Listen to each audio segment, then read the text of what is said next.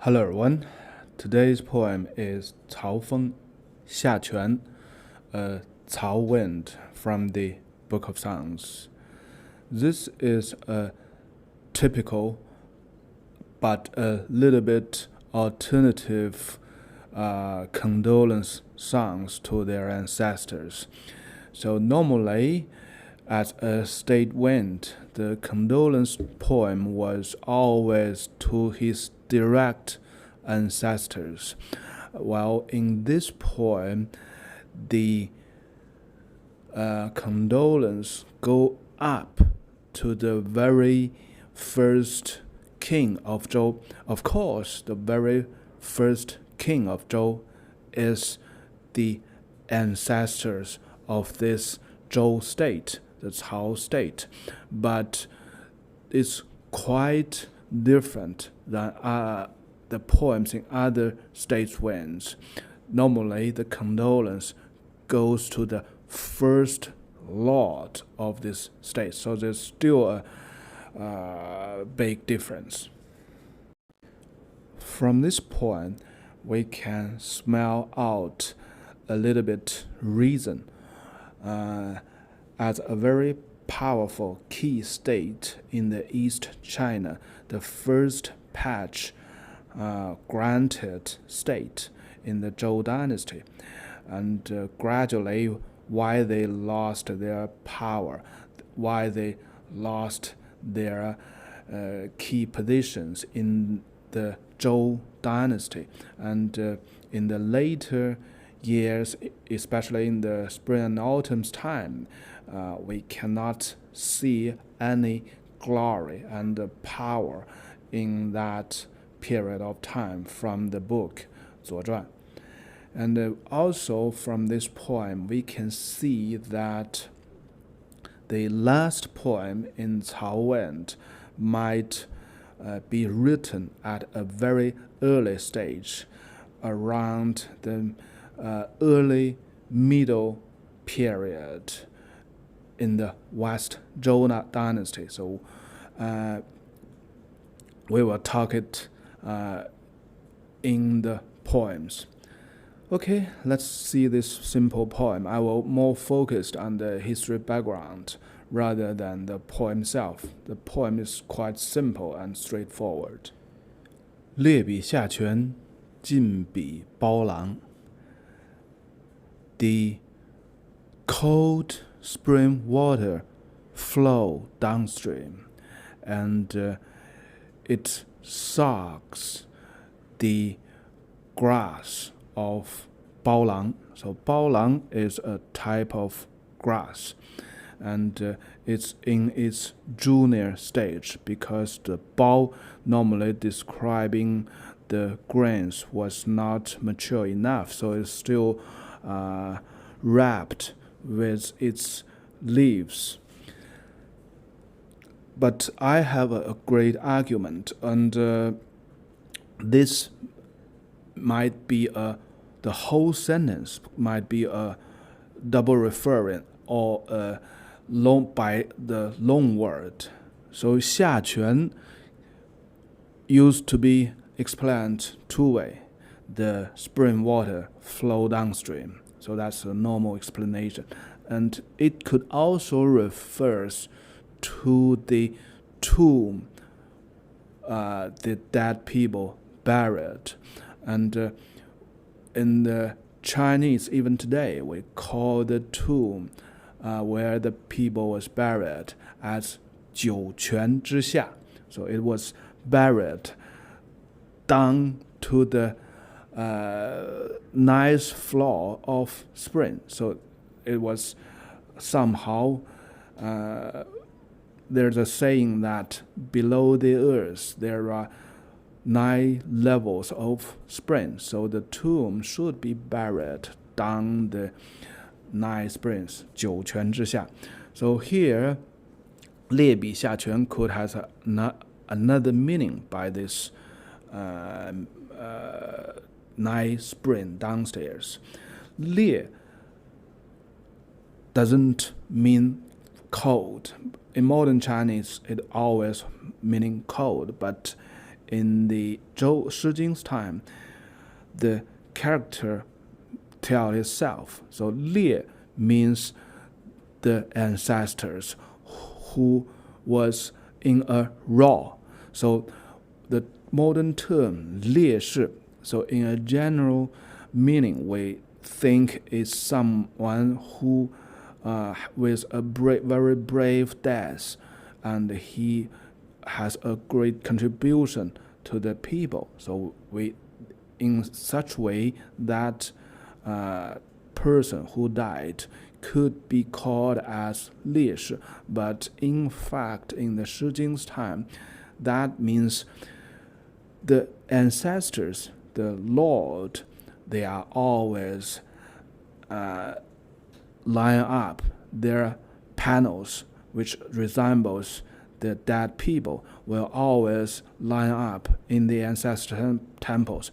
But someone other than the state lord, if they have a great contribution to the state, their panel with their name would also be lined up at the end of that line in the ancestor temples, which means they enjoy the same offering, the same sacrifice to the state lord. They enjoy the sacrifice from the whole state. So that's a great honor to be a 烈士, someone line up in the ancestor temple. So in that meaning, 烈彼下泉 very clearly tell us my ancestors, they line up under the earth below the 9 springs.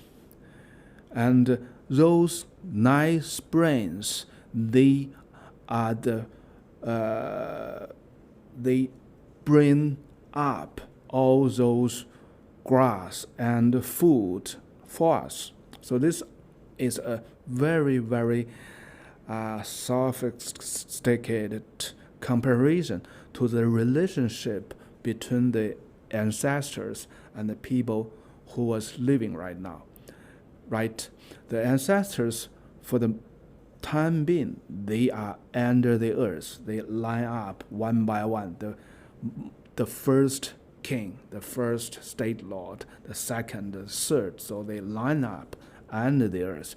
And the springs under the earth, they also brought up all the crops. They are the most important substance to feed the crops, which finally feed up all catering all the people still living. So this sort of the mutual beneficial, the ancestors to the people who still living, and the people who still living will always offer their sacrifice to the ancestors in the ancestor temples. But in this poem, it doesn't mean mentioned the sacrifice, because that's too popular, too common things to everybody who lived in that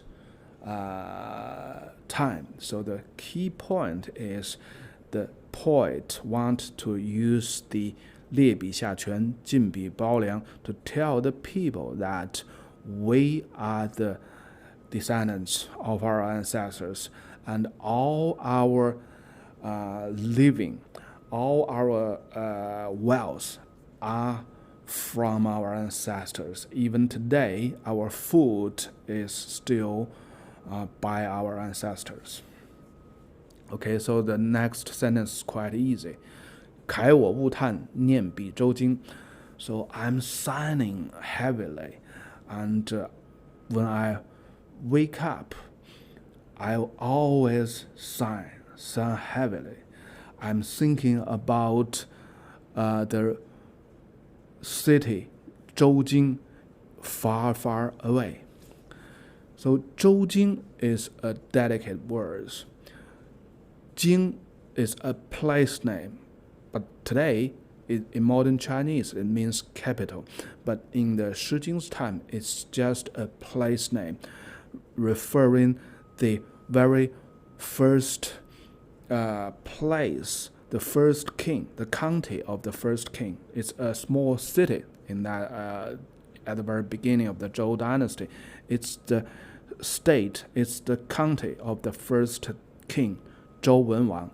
So when the poet was writing this poem, there may be a lot of the cities called as Jing. So he put Zhoujing together, which means very delicately to this place in this map.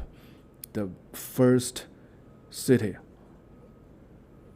which was so called as Jing, and gradually there might be too much city was so called as Jing, and so to make it distinguishable, he called their first city, the first Zhou city, as Zhoujing. And Nian彼周京very clearly tell us he was thinking about the first king, the Zhou Wenwang, the king Wen. And that's a very natural thing, because the state lord of the Cao state is the son, the 6 sons of the king Wen. But it's quite natural for today's people, but compared to other poems in the Book of Songs, to other state winds, it's still unnatural, because as a state winds, the most important person for this state is the first state lord of this state, not the king of Zhou. Even the first state lord was the son of the king Wen. So from this angle, this poem is quite classical, but still quite alternative, and which means the poet or the mindset reflected of this state, they are not very practical. All their focus should be on their own land, their own people in Cao state, rather than the king of Zhou far, far away, long time ago. So that's what I read out, spell out from this poem. The second paragraph, 冽彼下泉，浸彼苞萧. So our ancestors was lying up under the earth, and the springs around they feed the grass of xiao. So xiao is a key grass used in the ground ceremony to offer the sacrifice to heaven, to their ancestors. So that's also a key offering, a key food, should say a key food for their ancestors. So in the first paragraph, Liang is to the current people, and in the second paragraph, Xiao to their ancestors. So it's a two-way beneficial things. 忾我寤叹，念彼周京. So it basically is repeating. It changed the sequence of the words. 念彼京周. So it's for modern Chinese, the sequence is a key to interpret the sentence. But in that time, it's not a big deal. It's the same thing. Zhoujing equals 100% to the second paragraph, Jingzhou. So Zhoujing is 100% equal to Jingzhou. It all refers to the very first city of the Zhou dynasty. Okay, let's continue. The third paragraph, 冽彼下泉，浸彼苞稭.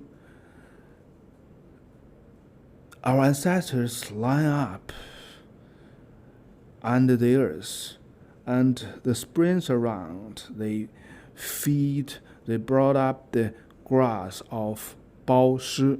Shi is a grass used for the fortune teller for Zhou Yi. So that's a key tool to practice to make a fortune teller by Zhou Yi.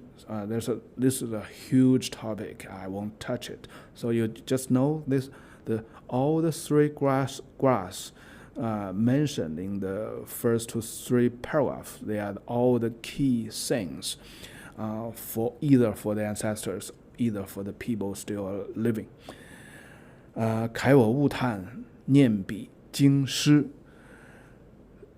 So in the 3rd paragraph, 京师 is 100% to Zhoujing, to Jingzhou.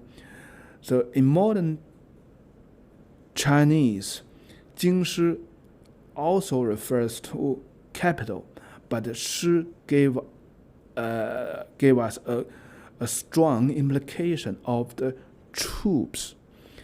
And in the time of Shijing's time, Jing basically equals to Shi.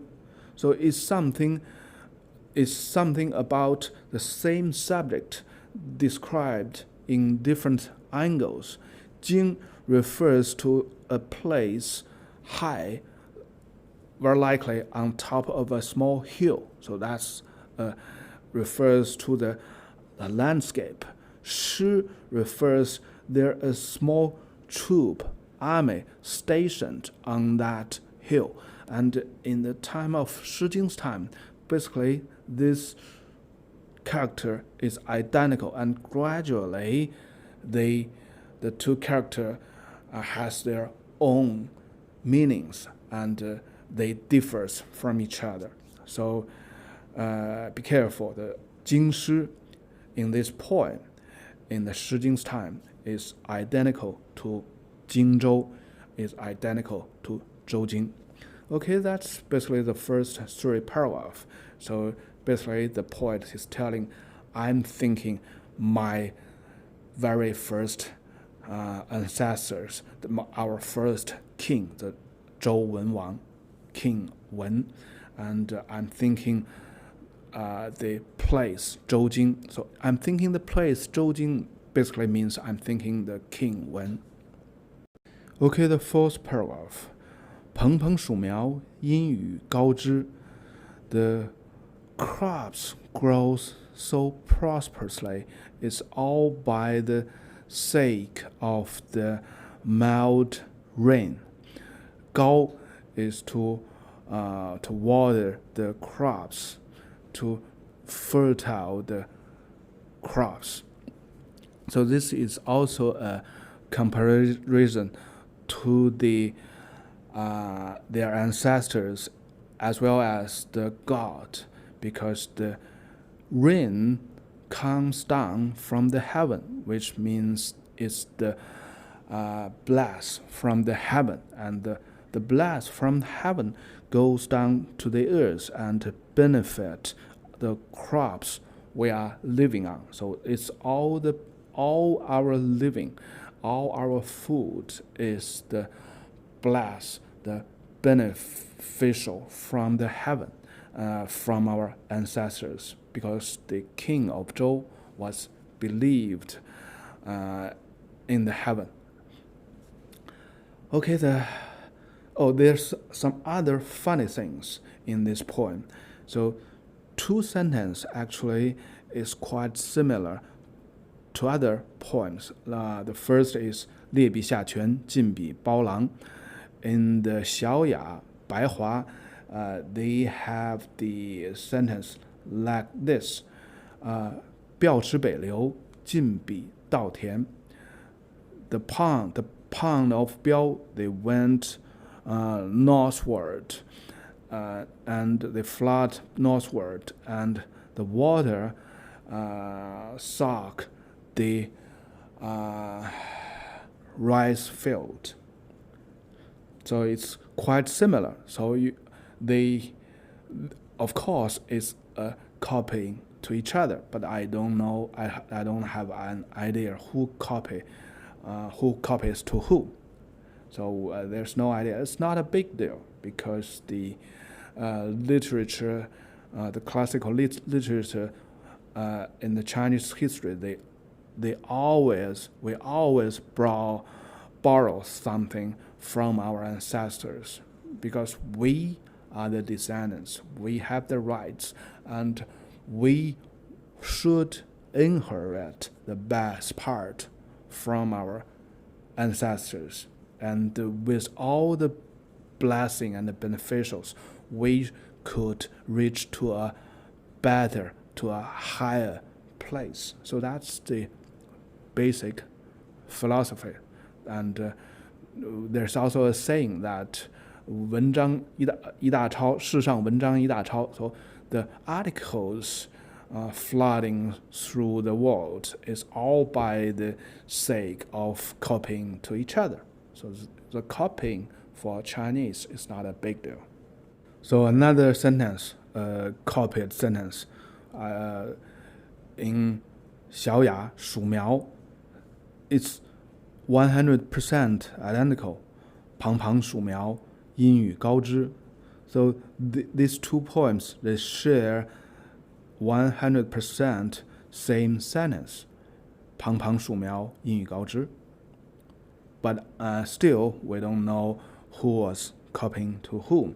But these two poems has a very same focal point, has the same subject. Let's compare the last sentence of these two poems, 下泉 and 树苗. So in this poem, the last sentence, 四国有王, 芾伯劳之. So the neighboring 4 states, they are well ruled by our king. 有王, wang is not, that means it's not a noun, it's not a noun of the king. The character is not a noun. So here, wang means the ruling of wang, the things, the actions of make it a ruling by the king.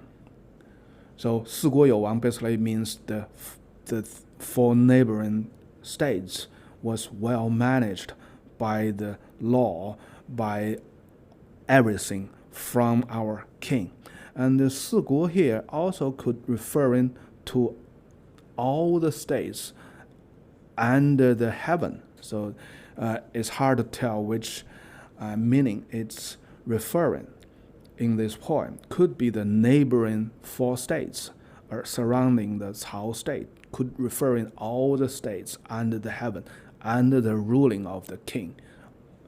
And 芾伯劳之, 桓伯 is a state lord as well. So the state is Huan, and he is the state lord of that state. And also, from this sentence, we know the 桓伯take the position as a senior officer for the Zhou dynasty. So he has some of the responsibility directly to the king of Zhou. So here it tells us very clearly all the states, let's take it out, all the states was well managed and ruled by our king, and it's by the sake of the 桓伯. 桓伯 is so busy on that, and it's all by the hard work of 桓伯. So who is this 桓伯? There is not much record in the history book, but with a really bit extensive searching in the 左传, there is a words like this. So we know Huan, the state of Huan, the first state lord of Huan and the first state lord of Cao, they are brothers. They both are the son of the first king, Zhou Wenwang. So here we can see the intimacy between the states. They have some of the subtle differences. If they are the real brothers, they have the same father, they could have more good relationships. And who is this Xiaoya? Again, in another very ancient history book, Zhoujing, there is a word. In the king of Zhao, in his 6 years, Wang Si Ḥuanbo Ming. So that's the only place I searched, I found out in all the ancient history books have the name Ḥuanbo. And Zhao Wang is the fourth king of the West Zhou dynasty. So we know that it's the very beginning of the Zhou dynasty. And later on, there is no record about Ḥuanbo. So very likely, this poem, this poem we are reading today, the Xiaquan, it mentioned this state lord Ḥuanbo, and very likely this poem was written in a very, very early stage. And later, there's still some hundreds years until to the spring and autumn time, there is not a poem written in this Cao state, or there is not a good poems collected and recorded in the Book of Songs. I should say this way. I think there are many poems written in the through the history, but the Book of Songs, they only collect and record the best breed of those poems written through the history. Okay, let's finish the comparison between this poem with another poem, Shu Miao, because they share the same sentence, 憾訂稂苗阴雨膏之, and they share the same subject, almost identical subject, which is in the Shu Miao, the last sentence is 稍薄有成，王心则宁. So it's reads so differently compared to this poem, 下泉, but it expresses the same thing. The state lord, 邵伯, he achieved a great deal, and our king, finally, he felt peacefully. He was in peaceful, which means all the states under the heaven was well managed. So it's the same thing compared to this poem, right? This poem make it as 四国有王芾伯劳之. The state lord Ḥuanbo was so busy with all the state fairs, and finally all the states has the ruling from our king, and has the well management from our king. So it experiences the same thing. In fact, we don't know who was copying whom, but for sure we know they are reference to each other, not only reference to the sentence. They copy 100% the same sentence from others, and they also referenced the subject of the poem, the focal point of the poem, and made a poem. Okay, that's for today, and a very interesting poem with a lot of the history questions and guessworks. Bye bye for today.